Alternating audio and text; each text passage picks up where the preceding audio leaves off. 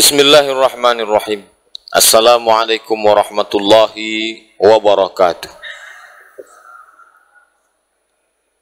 Alhamdulillah, wassalatu wassalamu ala rasulillah Sayyidina wa maulana Muhammad ibn Abdullah wa ala alihi wa sahbihi wa man tabi'ahu wa mawalah. Sama-sama kita hormati dan kita muliakan Bapak Bupati Rokan Hulu, selanjutnya bapak-bapak, ibu-ibu, hadirin hadirat. Tak dapat saya sebutkan satu persatu. Yang besar tak dapat disebut nama, yang kecil tak dapat disebut gelar, yang besar disebut gelar, tak dapat disebut nama, tak dapat dipanggil. InsyaAllah kita ini semua hamba-hamba yang dimuliakan Allah Subhanahu wa ta'ala. Amin ya rabbal alamin. Bersyukur kepada Allah, malam ini melanjutkan malam-malam sebelumnya. Setiap bulan Rabu malam Kamis ketiga kita mengkaji hadis Rasulullah sallallahu alaihi wasallam. Hadis yang kita kaji malam ini disebutkan dalam kitab Sahih Al-Bukhari, disebutkan juga dalam kitab Sahih Muslim. Ada yang diriwayatkan dari Abdullah bin Abbas, ada pula yang diriwayatkan dari Anas bin Malik, tapi maknanya hampir mirip. Ada 4 hadis lebih kurang dan mendekati. Tak dapat disebutkan berurutan dalam satu hadis karena dia kombinasi dari beberapa hadis. Qala Rasulullah sallallahu alaihi wasallam, Rasulullah bersabda, la yu'minu ahadukum, kata Nabi, kamu tidak beriman. Kalau tak beriman berarti kafir, karena hanya 2 saja, iman tak iman. Akan tetapi ulama memaknai tidak beriman di sini, la yu'minu, tak sempurna iman. Kalaupun beriman tak sempurna. Padahal kita mau segala sesuatu yang sempurna. Mau bentuk fisik sempurna, mau harta benda sempurna, mau pasangan hidup sempurna, mau jabatan kekayaan sempurna. Mengapa ketika giliran iman kita pilih yang tak sempurna? Oleh sebab itu yang kita bawa menghadap Allah adalah iman. Maka iman pun kita cari yang sempurna. Kata Nabi, la yu'minu, tak sempurna iman kamu. Sampai kapan? Hatta akuna ahabba ilaih, sampai kamu lebih sayang kepada aku min waladihi, daripada anak kandung sendiri.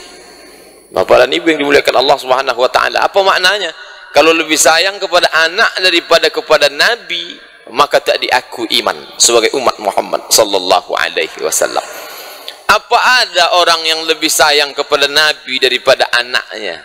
Apakah ucapan Nabi ini kalimat hiperbola, kalimat yang melambung-lambung ke atas tapi maknanya tak ada? Tak ada dalam penerapan.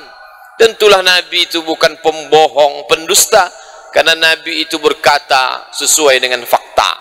Jadi kalau Nabi mengatakan la yu'minu, kamu tak beriman, hatta akuna, sampai aku, ahabba ilaih, lebih dia cintai daripada min waladihi, daripada anak kandung, maka itu ada pada zaman Nabi sallallahu alaihi wasallam. Siapa buktinya? 13 tahun Nabi berdakwah di Makkah, sampailah gilirannya hijrah ke kota Madinah. Maka saat hijrah inilah nampak mana orang yang beriman, mana yang pura-pura beriman. Mengapa begitu? Karena waktu hijrah memilih, kalau sayang pada anak tetap tinggal di Makkah, kalau sayang pada Nabi pindah ke Madinah. Disitulah nampak mana yang iman sempurna, mana yang tidak. Yang takut meninggalkan anak bertahan tinggal di kota Makkah Al-Mukarramah. Siapa saja sahabat yang Nabi meninggalkan anak? Banyak sekali. Kita sebutkan beberapa di antaranya. Yang pertama, Abu Salamah. Abu Salamah pilihannya 2. Anaknya Salamah, dia dipanggil Abu Salamah. Istrinya Ummu Salamah. Kalau sayang pada anak, tinggal di Makkah, jaga anak Salamah. Tapi kalau sayang pada Nabi, ikut hijrah bersama Nabi. Berada di antara 2 pilihan. Saat itu Abu Salamah menunjukkan keimanannya. Apa yang dia lakukan? Abu Salamah tinggalkan anaknya di Makkah, dia ikut hijrah bersama Rasulullah sallallahu alaihi wasallam. Hijrahnya berapa lama? Apa macam orang tugas keluar kota? Apa macam liburan ke tempat piknik? Berapa lama Abu Salamah tu pindah ke Madinah baru jumpa anaknya? Setelah setahun di Madinah, barulah menyusul anak ikut pindah. Bapak dan Ibu yang dimuliakan Allah Subhanahu wa taala. Jadi jangan kita cemburu ketika disebut nama Abu Salamah radhiyallahu an. Mengapa Allah meridainya? Karena dia lebih memilih Nabi daripada anak kandungnya sendiri. Siapa lagi sahabat Nabi yang pindah meninggalkan anak? Suhaib Ar-Rumi. Rumi artinya dia orang Rum. Dalam Quran ada surat Rum. Rum artinya Romawi. Dia bukan orang Arab. Dia tak keturunan Quraisy. Tak ada darah Ismail, Ibrahim dalam diri Suhaib. Dia orang Romawi, datang merantau ke Makkah, berdagang, lalu kaya raya, menikah, punya anak, lalu dapat hidayah masuk Islam. Sampai masa hijrah, pilihan dua. Sayang pada anak, tinggal Makkah. Kalau sayang pada Nabi, ikut ke Madinah. Suhaib berada di antara dua pilihan. Suhaib pun lulus. Apa yang dilakukan Suhaib Ar-Rumi? Suhaib ikut pindah bersama Rasulullah, tinggal anaknya di kota Makkah Al-Mukarramah. Berapa lama? Suhaib lebih lama daripada Abu Salamah. Kalau Abu Salamah setahun, maka Suhaib Ar-Rumi baru berjumpa dengan anaknya selama 2 tahun. Pada tahun kedua barulah hijrah istri dan anak Suhaib, barulah berjumpa dengan keluarga di kota Madinah Al-Munawwarah.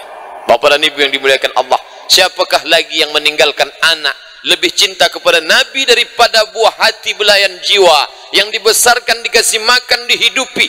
Tapi saat memilih antara dua, hidup ini pilihan, ada resiko yang diambil. Ikut Nabi, ini resikonya. Memilih keluarga, maka berarti iman tak sempurna. Maka yang itu lulus ujian anak tak lain tak bukan Abu Bakar Siddiq. Abu Bakar itu memang Islam, tapi ada anaknya yang tak masuk Islam. Masuk Islamnya belakangan setelah perang Badar, yaitu Abdurrahman.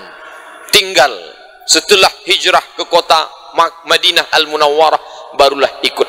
Oleh sebab itu, apa yang dikatakan Nabi, hatta akuna ahabba ilai, sampai dia sayang cinta kepada aku, itu bukan omong kosong, pernah diterapkan oleh para sahabat zaman dulu. Itu mereka dulu yang hidupnya 14 abad silam.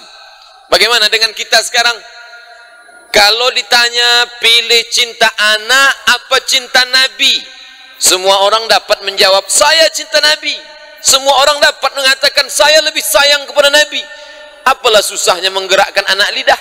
Mudah saja menjawabnya. Tapi mana bukti cinta kepada Nabi? Kalau Suhaib langsung di hadapannya pilihan, ikut Nabi atau tinggal bersama anak. Kalau Abu Salamah langsung di depannya pilihan, pilih anak atau ikut Nabi. Kita sekarang Nabi sudah meninggal dunia, lalu pilihannya mana? Pilihan antara anak atau ajaran Nabi Muhammad sallallahu alaihi wasallam. Nabi sudah meninggal, tapi ajarannya tinggal. Disitulah nampak orang yang cinta Nabi atau cinta anak. Jam sudah menunjukkan pukul 6 pagi. 6:20 waktu syuruk, terbit matahari, habis waktu subuh. Bapak ibu punya anak usia sekolah, hari Ahad, hari Minggu libur. Kalau sayang kepada Nabi, bangunkan dia salat subuh. Tapi kalau lebih sayang kepada dia, biarlah dia tidur sampai 6:20, 6:30, sampai 7:30. Saat itu berada di antara dua pilihan, sayang kepada Nabi atau sayang kepada buah hati. Ini mengukur keimanan orang zaman modern. Tapi setelah kita tahu hadis ini, kita pakaikan hadis ini mengukur iman kita. Jangan besok pagi kita bertamu ke rumah tetangga, kita ukurkan ke kawan, tetangga, kerabat, sahabat kita, sudah dia bangunkan atau belum buah hatinya. Mari kita ukurkan ke diri kita masing-masing. Anak perempuan sampai umurnya 18 tahun, dipakainya pakaian waktu umur 8 tahun dulu. Celana kependekan, baju kekecilan. Kalau sayang kepada dia, biarkanlah, lantak bantailah mau pakai pakaian apa. Tapi kalau sayang kepada Nabi, sampaikan pesan Nabi. Waktu adiknya, adik Aisyah namanya Asma, datang menjumpai Nabi, terbuka auratnya. Lalu apa kata Nabi? Ya Asma, wahai Asma, innal mar'ata, sesungguhnya perempuan, idza balagatil mahid, kalau sudah sampai usia haid, la yasluh laha an yura minha, tak boleh nampak dari anggota tubuhnya ini illa haza wa haza, ini dan ini. Yang boleh nampak cuma ini dan ini. Yang ditunjuk Nabi ini wajah, wa ini telapak tangan.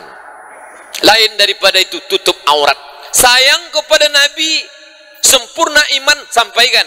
Kalau lebih sayang pada buah hati, diamlah 1000 bahasa. Gunakanlah apa pakaian yang mau dia pakai. Selama ini kita mengukur dengan banyaknya salat kita. Tak salah, memang itu disuruh. Selama ini kita mengukur dengan banyaknya puasa sunat kita. Memang disuruh. Tapi ada satu ukuran yang belum kita pakaikan. Apa itu? Lebih cinta kepada buah hati atau cinta kepada Nabi sallallahu alaihi wasallam. Bapak dan Ibu yang dimuliakan Allah Subhanahu wa taala, ajaran Islam mengajarkan la yakhluwanna rajulun, tak boleh laki-laki bersama perempuan berdua-duaan illa ma'azi mahramin, kecuali dengan mahram. Ini ajaran Islam. Kalau sayang pada Nabi, sampaikan ajaran ini. Bukan diajarkan di tengah masjid yang besar dengan jamaah yang banyak, bukan disampaikan di radio, bukan disampaikan di televisi. Sampaikan kepada keluarga kerabat yang ada di sekeliling kita. Ada satu yang tak masuk surga kata Nabi. Siapa itu? Dayus. Dayus tak masuk surga. Lalu sahabat bertanya, "Wamad dayus?" Siapa dayus tu ya Rasulullah? Kata Rasulullah, "Allazi la yagharu ala maharimihi." Orang yang tak cemburu kepada mahramnya. Anak gadisnya dibawa orang lain malam minggu, santai-santai saja. Assalamualaikum Pak, saya bawa anak bapak, keponakan bapak, adik perempuan bapak, bawalah, ahlan wa sahlan, welcome, silakan. Kalau sayang kepada Nabi, ingat, larang dia. Mengapa begitu? Karena Nabi mengatakan, alladzi la yagharu ala maharimihi, tak ada rasa cemburu kepada mahramnya. Dia biarkan dibawa orang lain, dibawa yang tak mahram tanpa ada orang lain. Maka Islam mengajarkan, pilih ajaran Nabi atau pilih sayang kepada buah hati. Bapak dan Ibu yang dimuliakan Allah Subhanahu wa taala, ini bulan Rabiul Awal, bulan orang mengaku cinta kepada Nabi. Sampai-sampai di mall pun lagu-lagu salawat diputarkan. Sampai-sampai baleho banyak mengucapkan selamat Maulid Nabi segala macam. Ini baik, menaikkan syiar, tapi cinta kepada Nabi tak cukup hanya sekedar pada spanduk, pada seremonial. Akan tetapi, apakah kita lebih cinta kepada Nabi atau kepada orang yang berada di sekeliling kita? Yang pertama kata Nabi, walidihi, waladihi, anak. Yang kedua, hatta akuna ahabba ilaih, sampai dia lebih sayang kepada aku min walidihi, daripada orang tua kandung, ayah, ibu. Kalau tadi anak berat, adakah yang lebih berat daripada itu? Orang tua kandung. Seorang ibu yang mengasuh, membesarkan 9 bulan 10 hari kita dalam perutnya. Ini alam arwah, ini alam dunia. Tak ada orang melompat dari alam arwah itu ke dunia langsung. Seandainya ada melompat dari arwah ke dunia, gentayangan dia, tak berumah, tak berjasad. Di mana ruh ni berjumpa dengan jasad? Dalam perut ibu. Inna ahadakum yujma'u khalquhu fi batni ummihi 40 yawman nutfah. 40 hari kamu dalam bentuk air. Summa yakuna 'alaqah, berubah 40 hari dalam bentuk darah. Summa yakunu mudghatan misla dzalik, berubah 40 hari dalam bentuk daging. Summa yunfakhu fihi ruh, lalu ditiupkan ruh ke dalam. Ke dalam mana? Ke dalam perut rahim ibu kita masing-masing. Dilahirkannya kita dengan isak tangis. Saat melahirkan kita, 2 saja taruhannya, hidup mati. Tak ada setengah mati. Kalau tak hidup, mati. Begitulah taruhan. Berapa banyak ibu-ibu yang mati dalam keadaan melahirkan anak. Setelah dia lahirkan, dia susukan pula menjadi orang yang besar. Setelah itu dia besarkan pula sampai pada masa yang layak untuk hidup di atas muka bumi Allah. Tapi sampai pada saatnya memilih, ikut orang tua atau ikut Muhammad sallallahu alaihi wasallam. Ini dialami oleh para sahabat. Dilema, buah si malakama, macam berselimut pakai kain pendek, ditarik ke kepala, terbuka kaki, tutup kaki, terbuka kepala. Kalau ikut Muhammad, tinggal orang tua. Jaga orang tua, tinggal Muhammad, tak sempurna iman. berada di antara dua pilihan. Siapa yang mengalami seperti ini? Abu Bakar Siddiq. Memang berat Abu Bakar. Anak tinggal, ayah pun tinggal. Nama ayah Abu Bakar Siddiq itu Abdullah. Nama ayahnya itu Abu Quhafah. Maka Abu Bakar itu disebut dengan Abdullah bin Abi Quhafah. Abdullah anak Abu Quhafah. Mengapa disebut Abu Bakar? Karena dia ayah dari Aisyah, maka bergelar dia Abu Bakar. Dipanggil Siddiq karena dia orang pertama yang membenarkan Nabi dalam peristiwa Isra Mi'raj. Mesti ditinggalkan ayah kandung. Siapa nama ayahnya? Abu Quhafah. Ayah tadi sudahlah tua, renta, buta lagi.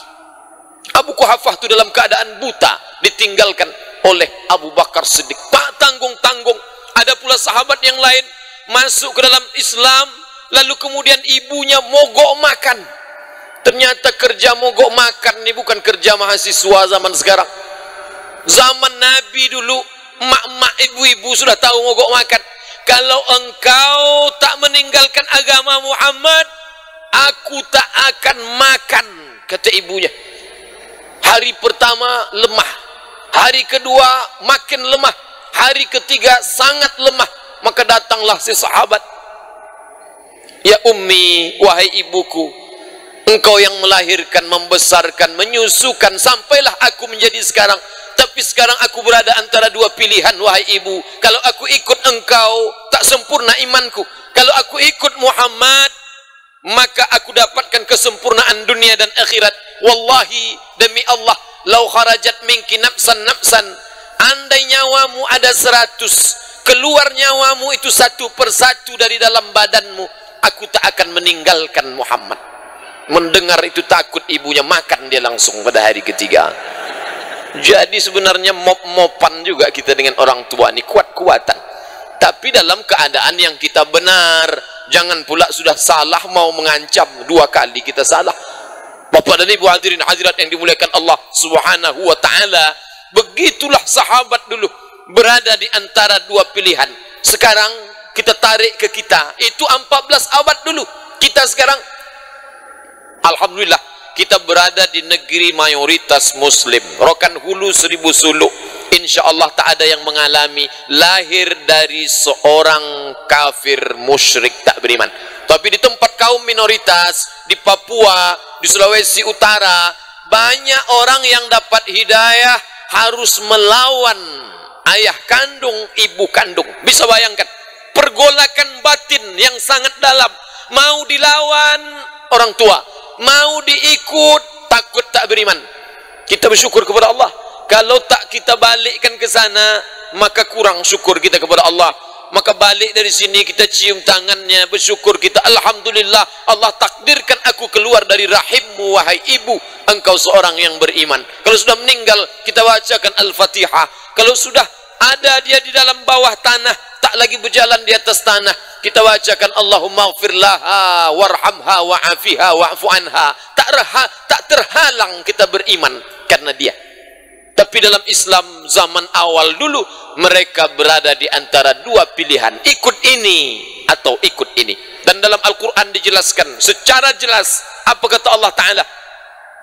Wa in jahadaka, kalau ayah ibumu itu memaksamu, ala an tusyrika bi, mempersekutukan aku, kata Allah, ma laysa laka bihi ilmun, engkau tak ada ilmu tentang itu, fala tuti'huma, jangan kau patuh. Tak boleh patuh, tak boleh ikut kemusyrikan. Tapi apakah harus dimusuhi? Tidak. Wa sahibhuma fid dunya ma'rufa, bergaullah dengan baik. Ikut tak boleh, tapi bergaul dengan baik wajib.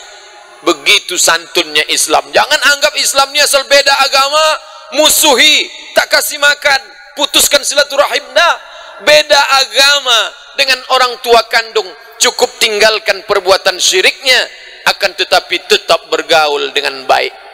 Asma, datanglah ibunya, ini kota Makkah, ini kota Madinah. Asma dilema, kalau ikut ibu tinggal di Makkah, kalau cinta Nabi Muhammad ikut pindah, maka dia mau iman yang sempurna. Ditinggalkannya ibunya, dia pun ikut kepada Nabi, berada di kota Madinah Al-Munawwarah. Ternyata kerinduan seorang ibu tak dapat dihalang dengan beda agama. Ibu yang mengandung membesarkan itu datang rindunya. Maklum, anak buah hati belayan jiwa, datang rindunya kepada Asma. Ibunya pun datang dari kota Makkah ke kota Madinah. Kalau zaman sekarang 8 jam, 10 jam kita sampai naik bis. Tapi zaman Nabi 8 hari, 8 malam mereka naik onta baru sampai. Sampai di kota Madinah, mau menjumpai anak. Si anak takut berjumpa karena ibu tak Islam. Apa yang dilakukan Asma? Datang Asma menjumpai Nabi. Ya Rasulullah, ummi qadimat. Wahai Rasulullah, mak saya, ibu saya yang tak muslimah itu datang mau jumpa dengan saya. Afa asiluha? Bolehkah saya sambung silaturahim saya dengan dia? Apa kata Nabi? Siliha. Sambunglah tali silaturahim. Tak putus silaturahim walaupun beda agama. Lalu Asma bertanya lagi, afa u'tiha? Boleh saya beri hadiah? Boleh saya kasih cenderamata? Boleh saya kasih oleh-oleh untuk ibu saya yang tak Islam nih? Kata Nabi, i'tiha, berilah hadiah. Karena yang diatur Islam itu akidah saja yang tak boleh. Lakum dinukum waliyadin. Adapun dalam interaksi sosial, silakan bergaul. Jadi apa yang dirasakan oleh sahabat Nabi dulu, alhamdulillah kita tak merasakan. Lalu mengapa kita kaji? Supaya kita mensyukuri apa yang diberikan Allah sekarang. Dilahirkan dari dua orang tua, bapak dan ibu, sama-sama beriman, sehingga kita tak berada di antara dua pilihan. Bapak dan ibu yang dimuliakan Allah SWT. Pertama anak, yang kedua orang tua, apalagi yang ketiga, la yu'minu ahadukum, kamu belum beriman hatta akuna ahabba ilaihi, sampai kamu lebih sayang kepada aku, kata Nabi. Yang ketiga, min ahlihi, ahli itu istri, lebih sayang kepada aku daripada istrinya. Ini pun pilihannya. Mengapa Pak Ustadz dari tadi pilihannya tak ada yang sedap? Semuanya. Pertama anak, yang kedua orang tua, sekarang istri pula. Milih dua, pilih orang tua atau Nabi, pilih anak atau Nabi, yang ketiga pilih istri atau Nabi. Ini pilihan pun bukan main berat. Oleh sebab itu para sahabat dulu memutuskan keputusan yang sangat sulit. Pindahlah seorang sahabat yang bernama Abdurrahman bin Auf, konglomerat Quraisy, orang Makkah, sukses, pedagang yang paling sukses, pindah ke kota Madinah Al-Munawwarah tanpa anak dan istri, blank, kosong, mulai hidup dari nol. Dipersaudarakan Nabi dengan Abdurrahman bin Auf dengan Sa'ad bin Rabi'. Dipanggil Nabi, hai Abdurrahman, ini saudaramu Sa'ad. Hai Sa'ad, ini saudaramu Abdurrahman. Maka apa kata Sa'ad? Sa'ad ini orang Ansar. Ansar artinya nasar, menolong. Orang yang suka menolong orang yang susah, datang dari Makkah. Digelarlah mereka Ansar, orang yang suka menolong. Kata Sa'ad bin Rabi', hai Abdurrahman bin Auf, rumahku lebih daripada 4. Kalau engkau mau, pilihlah satu, nanti aku kasih untukmu satu.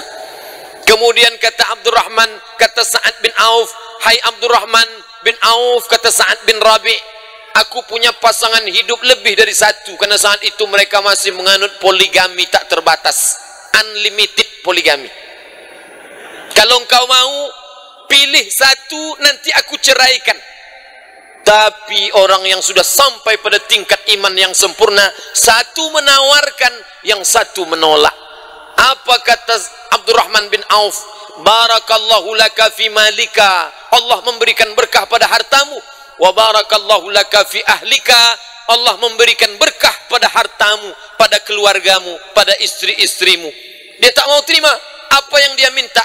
Dullani ala suqikum, tunjukkan saya mana pasar kota Madinah.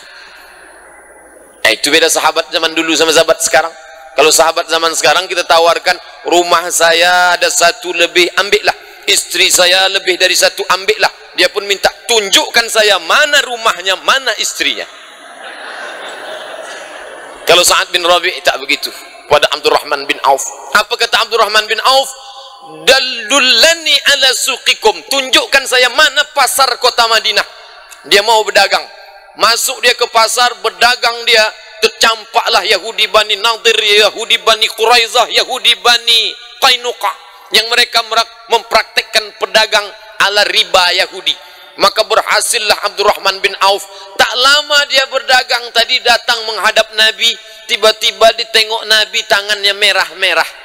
Zaman dulu orang kalau tangannya merah berarti habis dikasih minyak za'faran.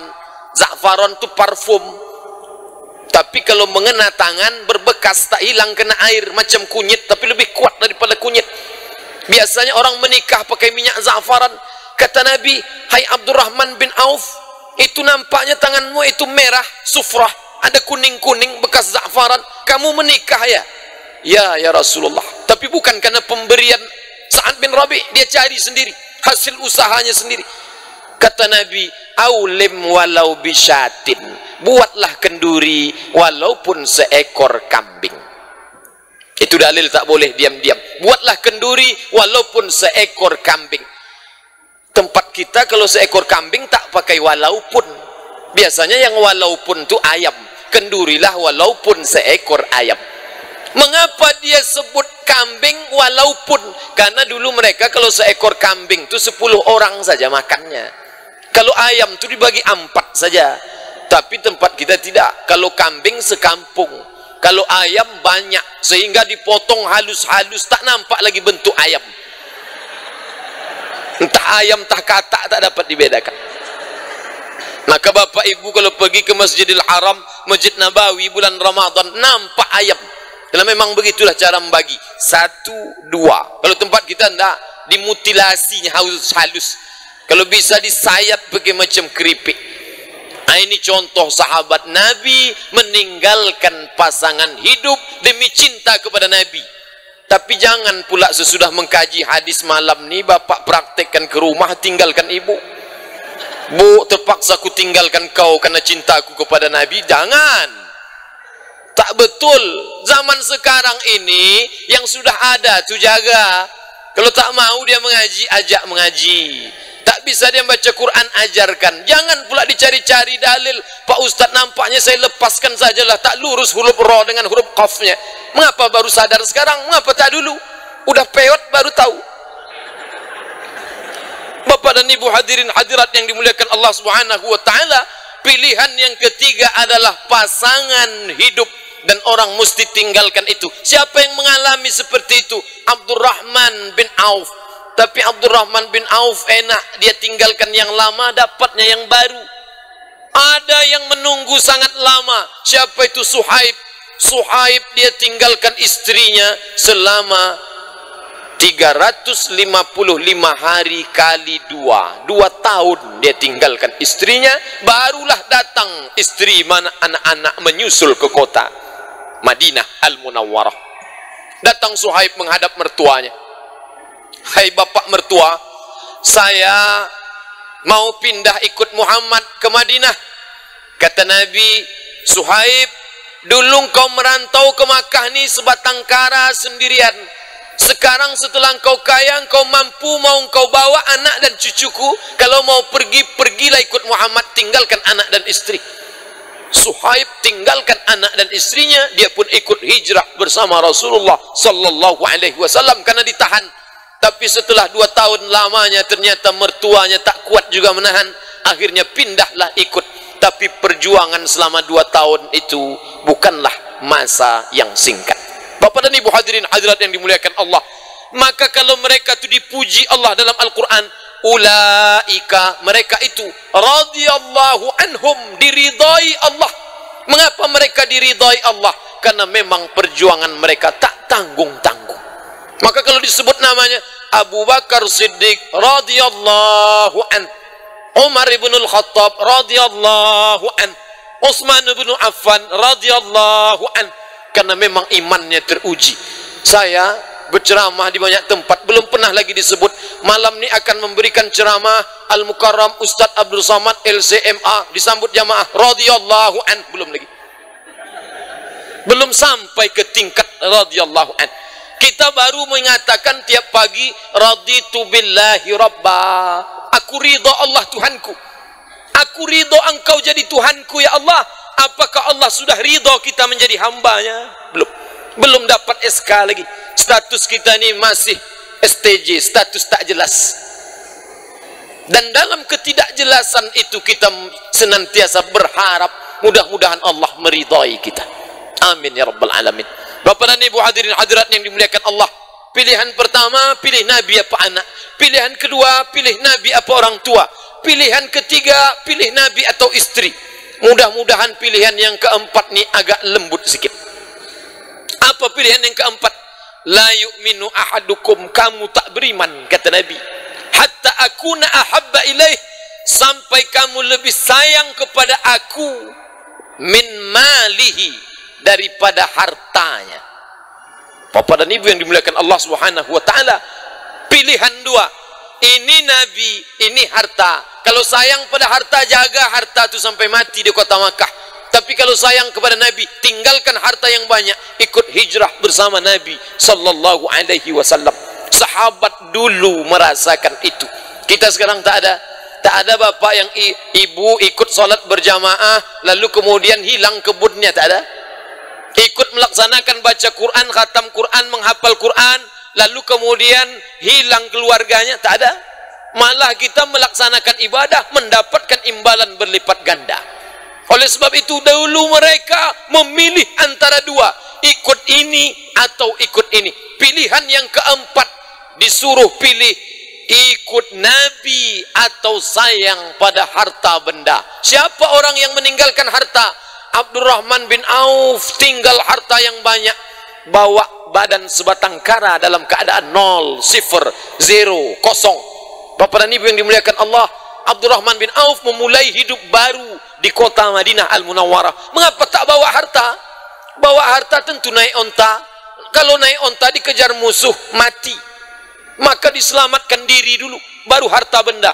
Abdurrahman bin Auf, Suhaib Ar-Rumi, Abu Bakar Siddiq, Utsman bin Affan, ini adalah orang-orang kaya meninggalkan harta benda di kota Makkah Al-Mukarramah demi menyelamatkan diri. Dan ada satu yang diselamatkan, apa itu? Iman, kesempurnaan iman. Bapak dan Ibu hadirin hadirat yang dimuliakan Allah, harta untuk zaman sekarang. Kalau zaman dulu harta ditinggalkan, kalau zaman sekarang harta ini dipakai untuk agama Allah atau tidak. Itu yang dijadikan sebagai ukuran. Yang kelima, ini pilihan yang terakhir dalam dua hadis yang kita kaji dalam Sahih Bukhari dan Sahih Muslim. Yang kelima ini, apakah lebih ringan dari anak, orang tua, istri, pasangan hidup, suami, istri, harta? Apakah lebih ringan dari yang empat atau lebih berat daripada yang empat? Yang kelima ini dialog antara Nabi dengan Umar bin Khattab radhiyallahu an. Apa kata Umar? Ya Rasulullah, mengakulah Umar di depan Nabi. Ya Rasulullah, la anta ahabbu ilayya, engkau lebih aku cintai dari hartaku, dari istriku, dari anakku, dari orang tuaku, wan nasi ajma'in, dari semua orang engkau lebih aku cinta daripada diriku sendiri. Tapi Umar bin Khattab pakai tapi kalau dibandingkan dengan diriku sendiri, aku lebih sayang diriku daripada dirimu. Saat itu apa kata Nabi SAW? La ya Umar, belum wahai Umar, imanmu belum sempurna. Sampai kapan? Hatta akuna ahabba ilaik, sampai kau lebih sayang kepada aku min nafsika, daripada dirimu sendiri. Kalau lebih sayang pada diri daripada Nabi, belum diakui iman. Mesti lebih sayang pada Nabi daripada diri sendiri. Siapa yang lulus ujian ini? Yang lulus ujian ini adalah Ali bin Abi Thalib. Ketika Nabi SAW pergi meninggalkan kota Makkah, siapa yang menggantikan Nabi di tempat tidur Nabi? Pekerjaan yang paling ringan, tidur di tempat tidur Nabi. Apalah susahnya meluruskan tulang belakang di atas tempat tidur? Ringan. Tapi resikonya paling berat. Kalau sampailah selimut itu tak mereka buka, satu kali tebasan pedang hancur kepala Ali bin Abi Thalib. Kenapa? Karena nyawa sebagai balasannya. Tapi saat itu Ali bin Abi Thalib sudah sampai pada tingkat lebih sayang kepada Nabi daripada diri sendiri. Lebih sayang kepada kepala Nabi daripada kepala diri sendiri. Siapa yang sampai kepada tingkat itu? Yang sampai kepada tingkat itu adalah Umar bin Khattab radhiyallahu an. Ketika Nabi mengatakan, la ya Umar, imanmu belum sempurna sebelum kau lebih sayang kepada aku daripada dirimu sendiri. Saat itu apa kata Umar? La anta ahabbu ilayya ya Rasulullah, engkau lebih aku cintai, engkau lebih aku sayangi daripada diriku sendiri. Langsung dia tak pakai tawar menawar, tak pakai main tunggu. Ya Rasulullah, saya sebenarnya sayang kepada engkau daripada diri saya sendiri, tapi jawabannya saya istikharah lah dulu. Tak pakai tunggu, tak pakai pikir-pikir, langsung saat itu juga kata Umar, la anta ahabbu ilayya, engkau lebih aku cintai min nafsi, daripada diriku sendiri. Saat itu apa kata Nabi? Al-an ya Umar, al-an, sekarang barulah imanmu sempurna. Bapak dan Ibu hadirin hadirat yang dimuliakan Allah, 5 pilihan anak, orang tua, istri, harta, diri sendiri, ini menjadi pilihan kesempurnaan iman kepada Allah Subhanahu wa taala. Malam ini untuk diri insyaallah kita dapat mengalahkan.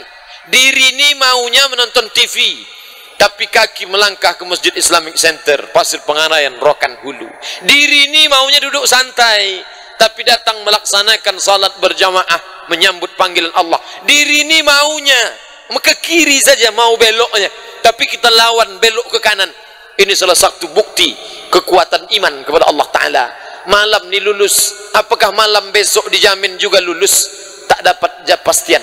Wallahu a'lam bissawab. Oleh sebab itu hidup ini adalah jihad. Al-hayatu jihad. Hidup itu adalah jihad. Apa makna jihad?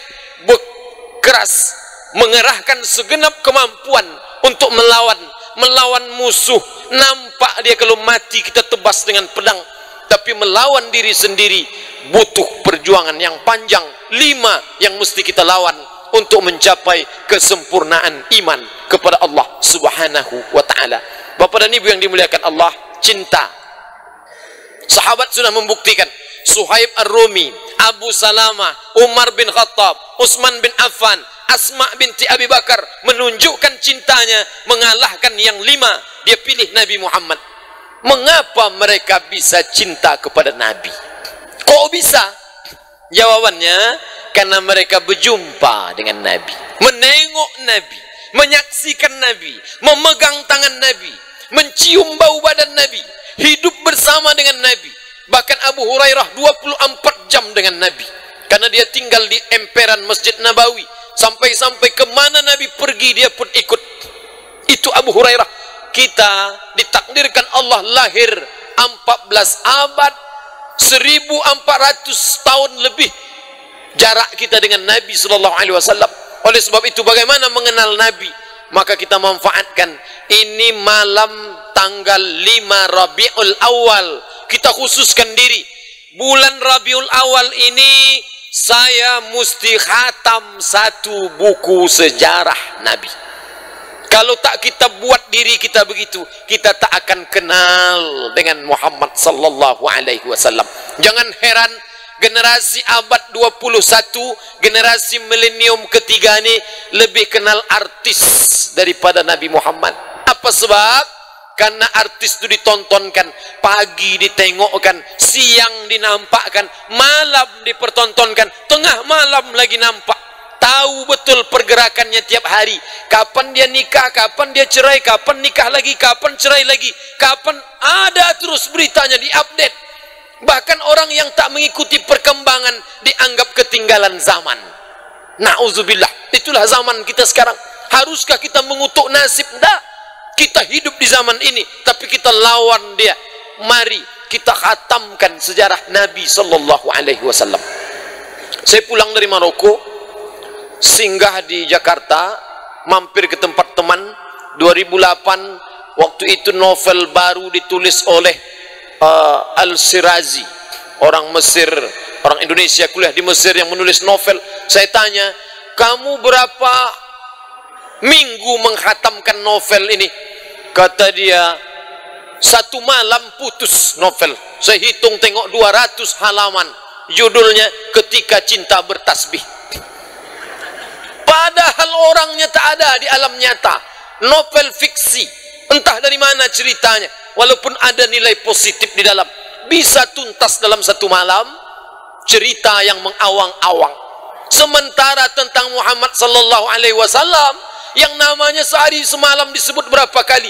Solat subuh sekali, solat zuhur 2 kali, solat asar 2 kali, solat maghrib 2 kali, solat isya 2 kali. Itu kalau dia solat wajib saja. Bagaimana kalau dia solat yang sunat? Itu pun kalau 9 kali itu yang saya hitung salamnya, selawatnya tak dihitung. Assalamu alaika ayyuhan nabiyyu wa rahmatullah wa barakatuh. Mengucapkan salam pada orang tapi tak kenal orang yang diucapkan salam. Sampai-sampai kalau anaknya bertanya, "Pak, Muhammad itu siapa?" Muhammad itu lahir di Makkah pada tahun gajah, bapaknya Abdullah, ibunya Aminah. Jangan tanya-tanya lagi. Langsung dikunci, jangan tanya lagi, supaya tak nampak bodohnya tentang Nabi Muhammad sallallahu alaihi wasallam. Orang barat senang dia mengenal nabinya, tak perlu dia menonton, tak perlu dia menengok TV, tak perlu dia macam-macam. Pergi dia ke bioskop, diputarkan film The Passion of Christ, ditontonnya dari awal sampai akhir, selesai. Tapi kita umat Muhammad sallallahu alaihi wasallam tak boleh menunjukkan, memvisualisasikan Nabi, haram. Maka kita membaca kisah Nabi sallallahu alaihi wasallam.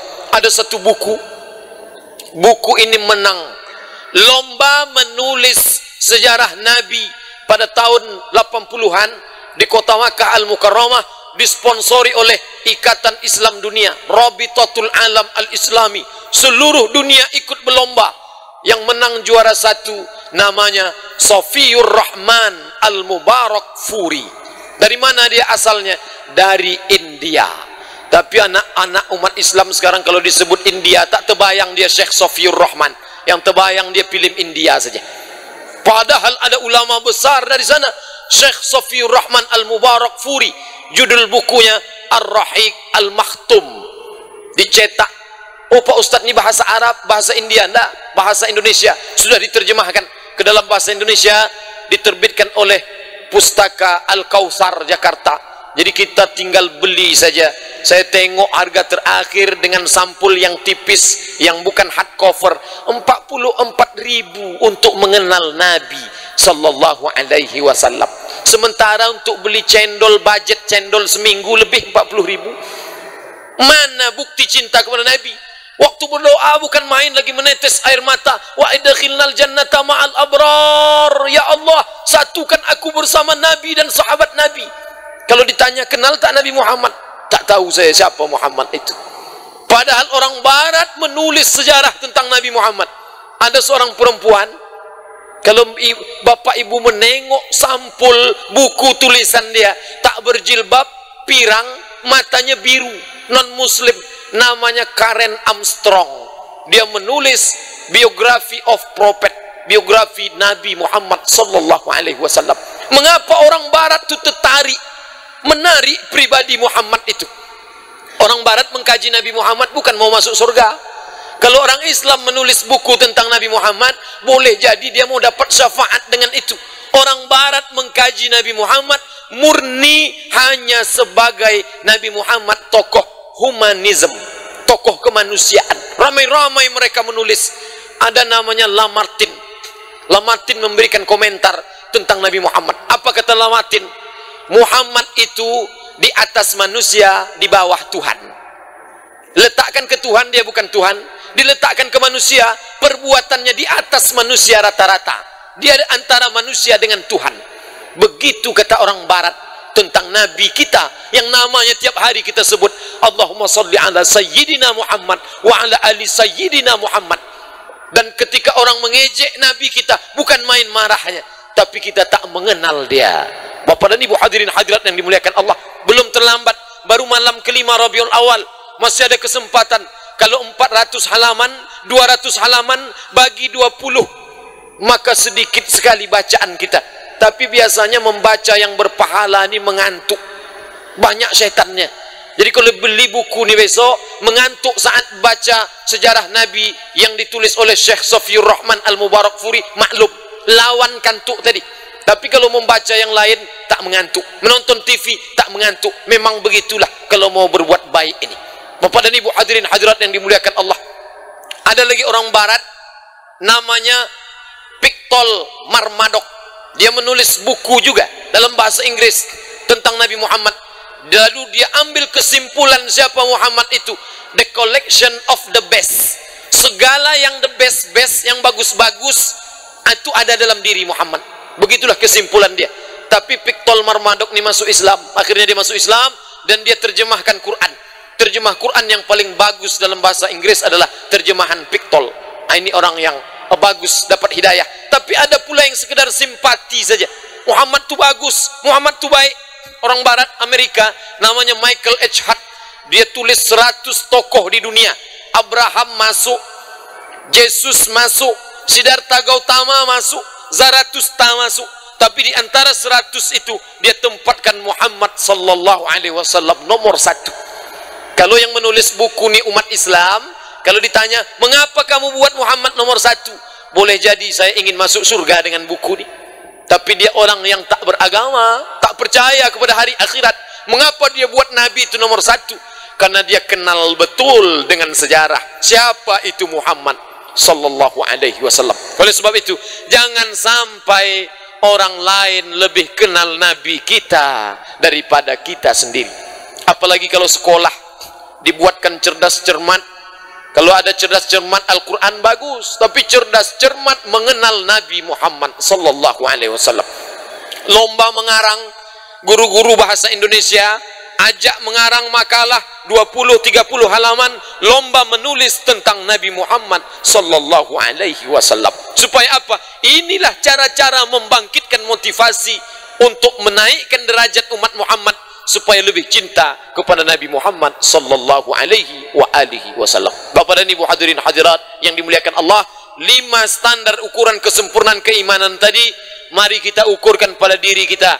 Kalau sanggup kita menjawab, "Pak Ustadz, kalau Ustadz ukur dengan anak, dengan orang tua, dengan istri, dengan harta, dengan diri sendiri, saya lebih cinta pada Muhammad." Alhamdulillah. Tapi kalau belum, mari kita mulai. Dari besok kita kenali bukti cinta adalah banyak menyebut namanya.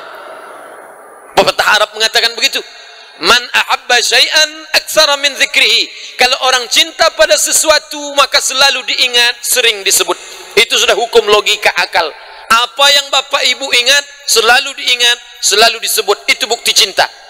Tapi kalau orang lebih ingat pada tokoh, lebih ingat pada artis, lebih banyak menyebut yang lain daripada Nabi Muhammad, ini belum bukti cinta. Itulah mengapa setiap hari Jumat khatib menyebut Allahumma salli ala sayyidina Muhammad. Mengapa protokol tadi mengatakan Allahumma salli ala sayyidina Muhammad? Mengapa saya mengawali kajian malam ini? Mari kita bersalawat Allahumma salli ala sayyidina Muhammad. Apa maknanya? Supaya mulut ini lebih banyak menyebut Muhammad daripada menyebut yang lain. Bapak dan Ibu hadirin hadirat yang dimuliakan Allah, mudah-mudahan kaji kita malam ini menambah keimanan. Tapi kalau hanya berhenti sampai di sini belum bermakna. Tapi kalau kita wujudkan dengan membaca sejarah Nabi sehingga bulan Rabiul Awal ini lebih baik daripada bulan Rabiul Awal tahun lalu, itulah baru bermakna keislaman, keimanan kita kepada Nabi Muhammad sallallahu alaihi wasallam. Terima kasih perhatian Bapak dan Ibu. Mohon maaf banyak kata-kata saya ini tak berkenan di hati. Saya mohon maaf, hamba Allah yang dhaif, banyak silap dan salah. Terima kasih atas segala perhatian. Wassalamualaikum warahmatullahi wabarakatuh.